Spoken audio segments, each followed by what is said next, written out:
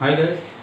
अच्छा, हमें चाहे किसी शेयर मार्केट के अंदर कहीं पैसा इन्वेस्ट करना हो, या हमें रियल एस्टेट के अंदर पैसा इन्वेस्ट करना हो, या हमें कोई नया स्टार्टअप करना हो, कोई बिजनेस स्टार्ट करना हो, सबसे पहले जो चीज़ हमें सीखने की ज़रूरत होती है, what should we learn first, that is ecosystem. हमें उस चीज़ का इकोसिस्टम समझना पड़ता है। यानी कि अगर हम शेयर मार्केट के अंदर इन्वेस्ट करने जा रहे हैं तो हमें पहले बैठ के चाहिए कि हम पहले शेयर मार्केट का इकोसिस्टम समझें। इसी तरह से अगर हम रियल एस्टेट के अंदर इन्वेस्ट करने जा रहे हैं तो हमें चाहिए कि हम सबसे पहले जाएं और हम देखें कि रियल एस्टेट मार्केट का इकोसिस्टम क्या है।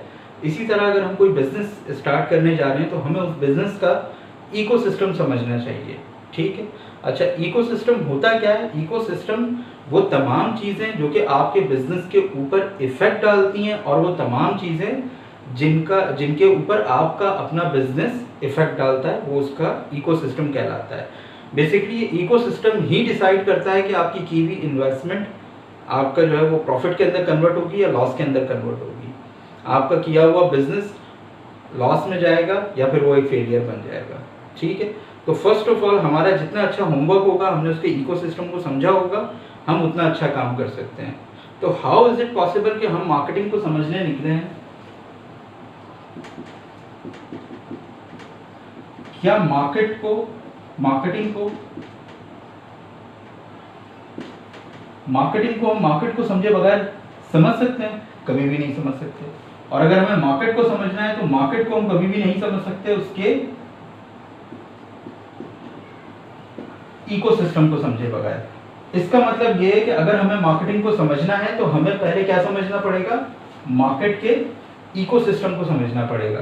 यही वजह है कि चाहे आप मार्केटिंग का कोई सा भी कोर्स कर रहे हो, चाहे आप डिस्ट्रीब्यूशन एंड चैनल मैनेजमेंट कर रहे हो, चाहे आप सेल्स मैनेजमेंट कर रहे हो, चाहे आप रिटेल मैनेजमेंट कर रहे हो, चाहे आप शॉपर मार्केटिंग कर रहे हो, चाहे आप जो है वो ब्रांडिंग ही क्यों ना कर रहे हो, चाहे आप इंटरनेशनल मार्केटिंग कर रहे हो, लेकिन first of all what you should learn कि आपको मार्केट का इकोसिस्टम समझना चाहिए।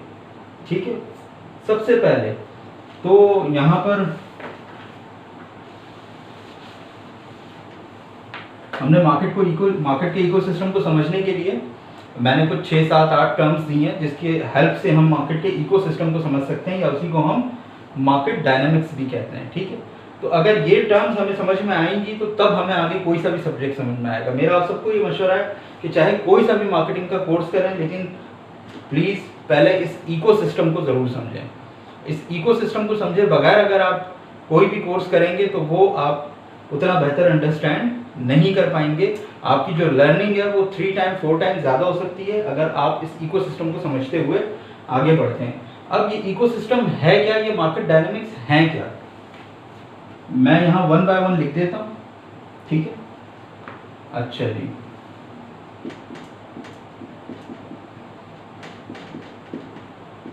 अच्छा मैं यहाँ सिर्फ 7-8 का जिक्र करूँगा, लेकिन मैंने पिछले लेक्चर में भी कहा था कि ये 700-800 भी हो सकती हैं। ठीक है। हम कोशिश करेंगे कि आगे और भी मज़ीद जो डायनामिक्स हों उनको भी कवर करें, लेकिन इस लेक्चर के अंदर अभी हम सिर्फ इन 8 डायनामिक्स को ही कवर करेंगे। ठीक है जी। अच्छा, नंबर 2,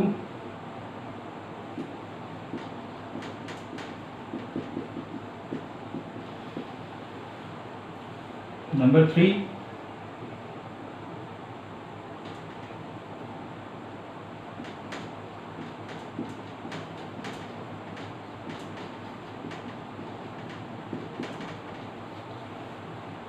नंबर 4,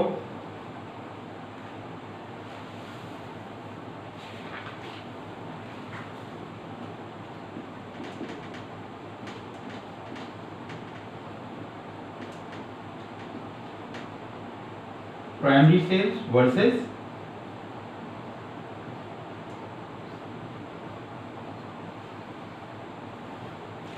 सेकेंडरी सेल्स। यहाँ बच्चे पूरा बीबीए करके निकल जाते हैं, यहाँ बच्चे पूरा एमबीए करके निकल जाते हैं, उन्हें ये नहीं पता होता है कि प्राइमरी सेल्स क्या होती हैं, सेकेंडरी सेल्स क्या होती हैं और इनके दरमियान डिफरेंसेस क्या होते हैं। ठीक है।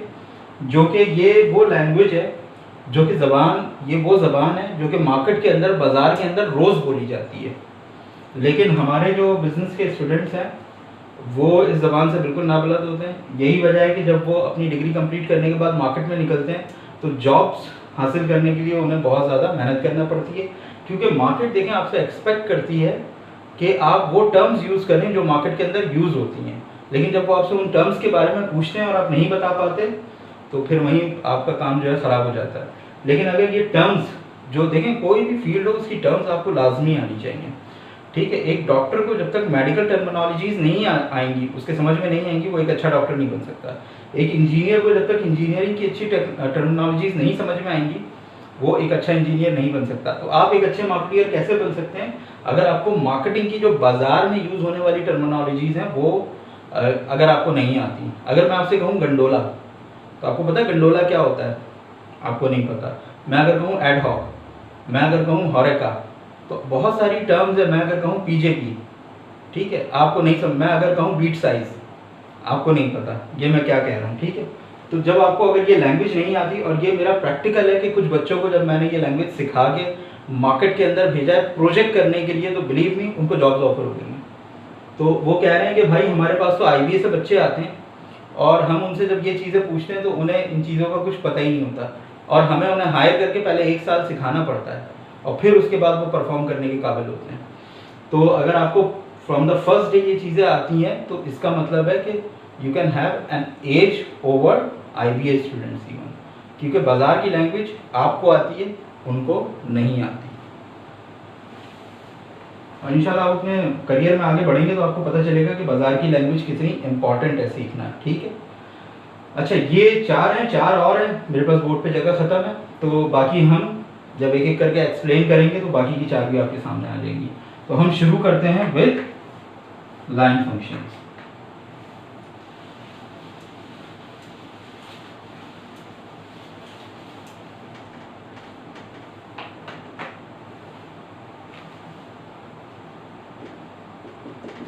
लाइन फंक्शन क्या होता है भाई? ये लाइन फंक्शन किसी को कोई आइडिया है? 1 मिनट के लिए वीडियो पॉज करें और ज़रा लिखें क्या होता है लाइन फंक्शन। चलिए मैं आपकी मुश्किल थोड़ी आसान करता हूँ कि लाइन फंक्शंस के बारे में हम कह सकते हैं कि all functions in a business that deliver results. बात कुछ क्लियर हुई? नहीं, अभी बहुत सारे लोगों को बात क्लियर नहीं हुई।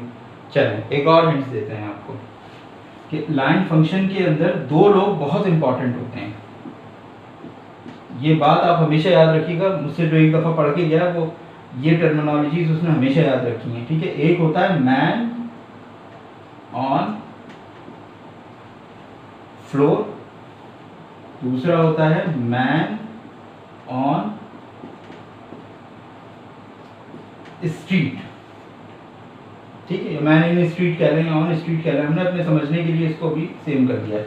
मैन ऑन फ्लोर और मैन ऑन स्ट्रीट, ठीक है जी। अब बताएं लाइन फंक्शन क्या होता है। चलें एक और हिंट देता हूँ। कंपनी के अंदर सिर्फ 2 ऐसे डिपार्टमेंट होते हैं जो कि लाइन फंक्शंस के अंदर आते हैं। यानी कि मेरा कहने का मतलब क्या है, कंपनी के अंदर सिर्फ 2 ऐसे डिपार्टमेंट हैं जो कि डायरेक्ट रिजल्ट्स डिलीवर करते हैं। तो बाकी डिपार्टमेंट्स क्या होते हैं? बाकी डिपार्टमेंट सपोर्टिव होते हैं, वो सब मिलके सपोर्ट करते हैं। लेकिन जो कोर डिपार्टमेंट होते हैं वो सिर्फ 2 होते हैं और वो लाइन फंक्शन होते हैं। चलें अब 2 मिनट के लिए वीडियो पॉज करें और लिखें, ठीक है। तुक्का मारे मुसलमान।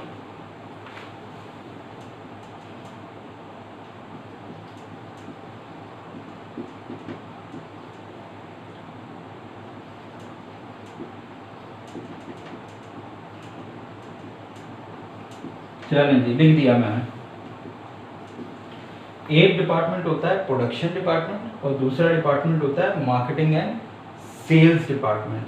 आप जरा गौर से थोड़ा सा आगे देखें, ये प्रोडक्शन डिपार्टमेंट में जो बंदा होता है उसे कहते हैं मैन ऑन फ्लोर। जो मार्केटिंग एंड सेल्स के अंदर होता है उसको कहते हैं मैन ऑन स्ट्रीट।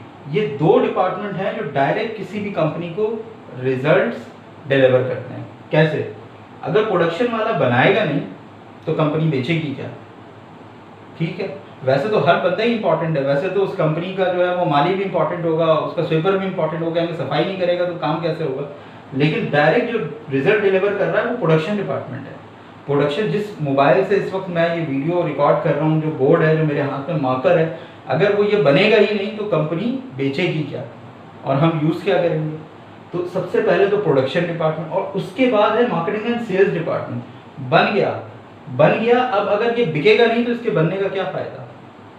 कंपनी ने जो कॉस्ट ऑफ गुड्स सोल्ड और जितनी भी कॉस्ट इसके अंदर वेरिएबल फिक्स कॉस्ट सारी की सारी डाली है, तो वो जब इसका प्राइस चार्ज करेगी तो अपना प्रॉफिट उसमें से निकालेगी। अगर वो प्राइस चार्ज करने का उसे मौका ही नहीं मिलेगा तो वो अपना प्रॉफिट किस तरह अर्न करेगी? और ये प्राइस इसको कौन दिलवाएगा? मैन ऑन स्ट्रीट, यानी कि मार्केटिंग एंड सेल्स वाले दिलाएंगे। तो यही वजह है कि ये डिपार्टमेंट कंपनी का सबसे लाडला डिपार्टमेंट होता है। ठीक है, अच्छा, अब आप कहेंगे सर अकाउंट्स एंड फाइनेंस वाले वो भी तो होते हैं, क्या उनका रोल नहीं होता? अगर उस डिपार्टमेंट को हम खत्म कर दें तो कंपनी किस तरह चलेगी? मेरा आप लोगों से एक सवाल है, मुझे एक बात बताएं कि आप किसी भी कंपनी के अंदर जो है वो फर्ज करें कि अकाउंटेंट हैं या आप फाइनेंस मैनेजर हैं, ठीक है? अच्छा, आप लेट्स सपोज अकाउंटेंट हैं। अब आपकी कंपनी ये डॉलर का ड्राई इजी मार्कर बनाती है। अब आपका जो सेल्समैन है वो सुबह घर से अपनी बेगम से लड़के निकला और उसने सारा दिन एक सेल भी नहीं की। अब अगर वो सारा दिन कोई मार्कर बेचेगा ही नहीं तो अकाउंटेंट लिखेगा क्या अपने पास? जब अकाउंटेंट कुछ लिखेगा ही नहीं तो फाइनेंस वाला जो है वो उसको किस तरीके से ऑडिट करेगा या एनालाइज करेगा? क्योंकि फाइनेंस तो आया ही नहीं, अकाउंटेंट का काम खत्म। फिर इसी तरीके से आप देखेंगे आराम से जो आपके पास आईटी डिपार्टमेंट है वो भी इररेलेवेंट हो जाएगा। इसका मतलब ये है कि अगर ये दो डिपार्टमेंट इररेलेवेंट हो गए तो बाकी के डिपार्टमेंट्स क्या हो जाएंगे? ऑटोमेटिकली इनरेलेवेंट हो जाएंगे। तो आपको एज अ बिजनेस स्टूडेंट सबसे पहले समझने की ज़रूरत है कि जो दो डिपार्टमेंट किसी भी कंपनी के अंदर कोर होते हैं और लाइन फंक्शन होते हैं, these departments are production department and marketing and sales department. तो ये लाइन फंक्शन है, इसके बाद हम जो है वो अब समझेंगे। नेक्स्ट वीडियो के अंदर हमारे पास आएगा जो हमारा नेक्स्ट टॉपिक है, दैट इज़ हमारे पास मार्केट फोर्सेस या मार्केट मसल्स। तो वो नेक्स्ट वीडियो के अंदर हम देखते हैं इंशाल्लाह।